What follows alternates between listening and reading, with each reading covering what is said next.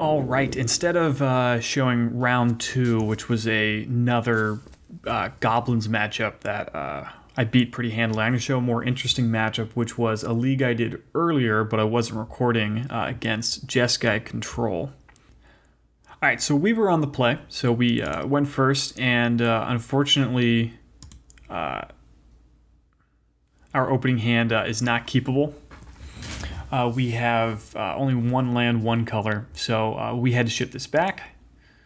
And our second hand is definitely better. Had I known I was playing Jeskai Control, I would have known this Fatal Push doesn't do anything, but this is a great hand for 6, because you got a Thought Knot on 3, some interaction early in the game, so we definitely keep this, and lead off on a Underground Sea, putting a Delta to the bottom because we need more action. So leading off on Underground River to hold up and push, and I see a Colonnade, which pretty much tells me he's playing Control, because those are typically the only decks playing Colonnade. So I just go ahead and play a Temple. I'm going to play a Cavern next turn so I can have an uncounterable Seer in case he holds up Logic Knot. I'm going to place an Island and a Serum Visions, and considering that he is blue-white control, what I choose to do here is use the counter-target sorcery mode on Warping Whale on the Serum Visions, because blue-white X control decks typically only run 2 sorceries, Serum Visions and Supreme Verdict. And I can't counter Supreme Verdict, so Warping Whale really only functions as counter Serum Visions or make a Eldrazi Scion, or exile a Snapcaster Mage. And countering Serum Visions is really the best mode. So being able to stop him from set up his future draws is really good. So I choose to Warping Whale, countering that. And drawing another Thought Knot Seer is great, and I can play the one from hand and see what my opponent has. All right, my opponent Path to Exiles my Thought Knot Seer in response, which I'm typically okay with. I get a land out of my deck, and he gets to draw the card before I choose the card to exile. So this way, I get complete information when I'm taking a card. Opponent draws, and I see a hand that has no more lands. So he was definitely digging for a land with that Serum Vision. So what he has is a couple of powerful late game cards and 2 Cryptics, a Teferi, a Supreme Verdict, a Sphinx's Rev, and a Snapcaster Mage. Snapcaster Mage flashing back Path is a concern. If he hits a land, he can do that. So what I'm going to do here is take the Snapcaster Mage and plan on taking the Supreme Verdict with the next Thought Knot Seer. All right, so Snapcaster Mage goes to his exile and pass a turn. My opponent does not hit their turn 3 land drop, so we get to play Thought Knot Seer, uncounterable, thanks to Cavern of Souls, and get rid of the Supreme Verdict. Yeah, so he drew an Electrolyze for turn, which he can't cast because it's down to the red mana, so definitely taking Supreme Verdict, playing Wastes, and passing the turn. So my opponent finds his third land, and it is a red source, but doesn't shock. So he's not holding up Electrolyze, and I know the entire contents of his hand.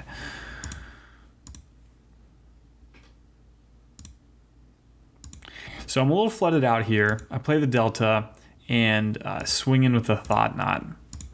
And what I choose to do here is not play the Strangler because I know he has the Electrolyze.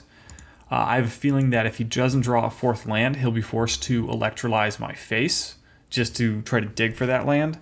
And I'd rather him do that than kill off a Wasteland Strangler with it. So I choose to do nothing and just pass the turn.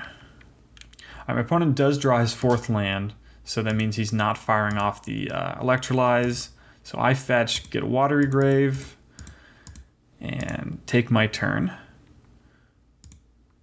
I draw an Ashiok for turn, which is very good. It's a good threat that's not a creature, so I'm going to start by swinging in.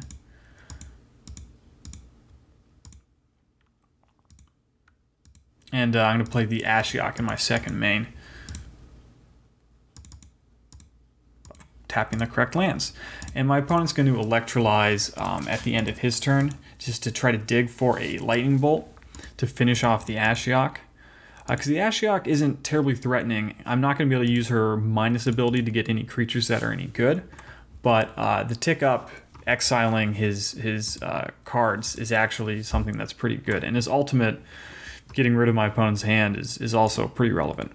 So my opponent doesn't find a land, doesn't find a bolt. We untap, draw Blight Herder, which is very, very good. And we can exile 3 more cards from them, swing in with the Thought-Knot Seer. And we play a Blight Herder. And again, because of the Cavern of Souls, it's uncounterable, so that puts us in really good shape. Our opponent makes a bit of a mistake here. They choose to bounce, draw with targeting my Ashiok here.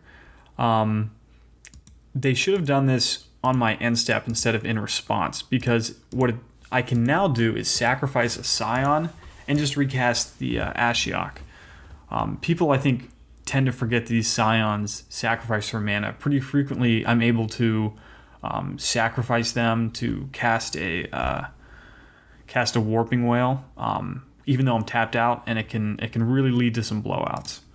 So I can tick up with Ashiok again and pass back to my opponent. And my opponent has to have something good because I'm representing lethal with the creatures on board. So he Serum Visions and Serum Visions again. So he paths on upkeep. I have no more basics. And my opponent gets to draw a card. And he paths again. So I'm don't have any creatures other than these Scions, so I can't pressure as well. So after I tick up with Ashiok and swing in with these Eldrazi Scions, I kind of have to play this Strangler. So my opponent takes his turn, where he finds his 5th land, but can't really play a Teferi into this board. So we just continue to tick up with Ashiok and swing in. If he sacrifices the Flooded Strand, our 5 power is lethal. So he does sacrifice, and now he has to Sphinx's Rev, because otherwise I have lethal in play. He still has a Cryptic Command in hand, but for some reason never really chose to use it like that. Instead went for the Sphinx's Rev play, which, I don't really know if that's the right play or not, but that's what my opponent did. Gets another land. And he's able to find a Supreme Verdict off the Sphinx's Revelation. So he goes ahead and casts that, clearing my board of creatures. But I'm able to draw Blight Herder, and that's just another really good threat. So I can play an uncounterable Blight Herder, tick up Ashiok. Ashiok's going to ultimate next turn. And my opponent, he can't handle this board. So he's forced to just bounce my Ashiok on his upkeep with his Cryptic, and then he just ends up scooping to the creatures I have on board. Well, I guess he tapped these creatures, but he still ends up conceding here. Not sure why, but yeah, he ends up conceding, and this game doesn't advance anymore.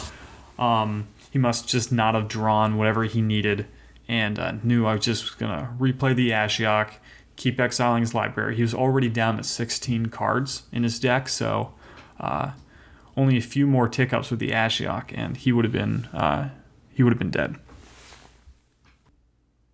Okay, so we were on game 2 against Jeskai Control, and what we did is we sideboarded out 3 Fatal Pushes. I'm leaving in 1 just to help deal with Colonnade, and we also sideboarded out 2 Warping Whales because, as I said in game 1, they only really counter Serum Visions.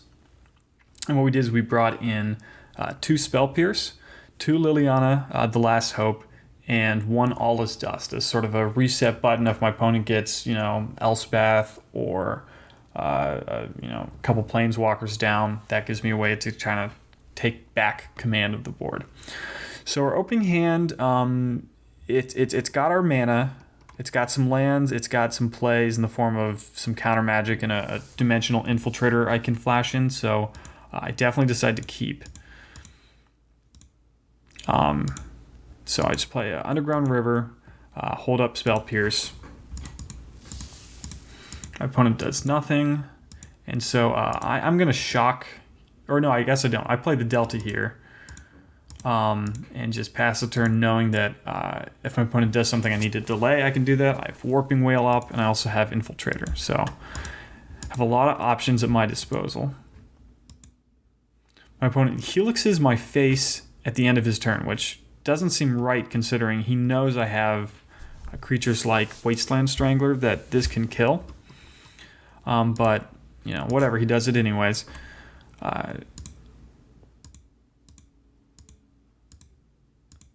So he plays a Sacred Foundry tapped. And so we're just going to crack our fetch, get a Watery Grave, and play a Dimensional Infiltrator at the end of his turn. So we're drawing some more lands, which definitely means we're hitting the Thought-Knot Seer on time. We're going to go ahead and play a Relic and swing with the Infiltrator. And the Relic's nice because it's going to stop him from playing land Snapcaster Helix on his next turn if he wanted to do that. But instead he paths the Dimensional Infiltrator. And you know, this is why he really should have held on to the Helix, because he feels compelled to path here, which means my Thought-Knot, he won't have a path for that. So I go ahead and just fetch up a Wastes and pass the turn back. Opponent does nothing, representing Cryptic. So we're just going to fetch up, try to thin a few more lands out of our deck here. Thankfully, though, because because I was able to ramp up with that path, I can play a Thought-Knot and hold up Spell Pierce. So my opponent cracks, shocks, and does in fact Cryptic Command, which I am able to Spell Pierce and really get a major tempo play here. So I'm going to land my Thought-Knot, rip the best card out of his hand. He only has 3 cards, and that's just going to be the Path to Exile. Or no, I get rid of the Teferi, which the reason behind that is if he drew a land, he would be able to just minus Teferi, putting my Thought-Knot Seer into my library, and then I didn't have any pressure in hand to deal with a Teferi that was at 1 loyalty. So I'm going to let him path this, knowing that I have cards like Liliana and Delay to take back control of the game, because I'll be able to Liliana and hold up Delay next turn. The search for Escanta is not a concern because I have this Relic that's going to stop him from ever getting to 7 cards in his library. Yes, opponent draws his 5th land, which is good, because if he had drawn his 5th land and was able to play Teferi there, I think that he could have won off the back of this card. He plays his Search, and he's just got the 1 card in hand that he drew from the Thought-Knot Seer. So we've got a Ghost Quarter, which is really good because it gives us protection from this Colonnade. So now I can play Liliana, hold up Delay, hold up Ghost Quartering the Colonnade, and I've got a Warping Whale too. So in really good shape. Opponent keeps a land on top and activates the Colonnade, which makes sense. He's trying to take out the Liliana. He may have missed that I played a Ghost Quarter on my last turn, because I think that he wouldn't have done this otherwise, or maybe he just had nothing else and hoped that I didn't realize that I had that available to me. So, kill off the Colonnade, he gets basic, plays a Serum Visions, and I think I just clicked through it. I should have countered this with the Warping Whale, but I just clicked through it. I think wasn't paying attention. So I drew another Relic, so I'm just going to tick up the Liliana, crack this Relic, because I know I have another one I can play, and I draw an awesome card, draw Blightherder, so I can jam that, put some cards in my opponent's graveyard, and pass it back. So my opponent's in tough shape because he's only got one card in hand, and he needs to deal with both this Blight Herder board, which is going to kill him in 2 turns, and this Liliana, which if she gets to emblem, my opponent just can't beat a Liliana emblem. So I draw Seagate Wreckage, play a Relic, swing for 7, hit my opponent to 6, and just pass the turn. Opponent mills a land, and whatever he drew was clearly not enough because he concedes there. And yeah, I think I got pretty lucky in that my opponent, stumbled on land in game 1 and made some questionable plays in game 2. But this deck feels pretty decent, especially post board against blue-white control strategies, just because of the power of Cavern of Souls, which you saw in game 1, which is why I went up to 3 in my mana base relative to what Todd was doing. And I've got additional powerful Planeswalker threats in the form of Liliana, so being able to play these cheap threats that are hard to counter, like Blight Herder, Thought-Knot Seer, and Planeswalkers, and then having also cheap interactive spells like Spell Pierce. I mean, I'm running Spell Pierce instead of Negate for the exact reason we saw in this match, because I'm kind of going to be tight on mana, and that 1 extra mana for Negate is too much for this deck. So, but Spell Pierce is just good enough to give me what I need, which is delay my opponent from interacting with my board while I can jam powerful threats.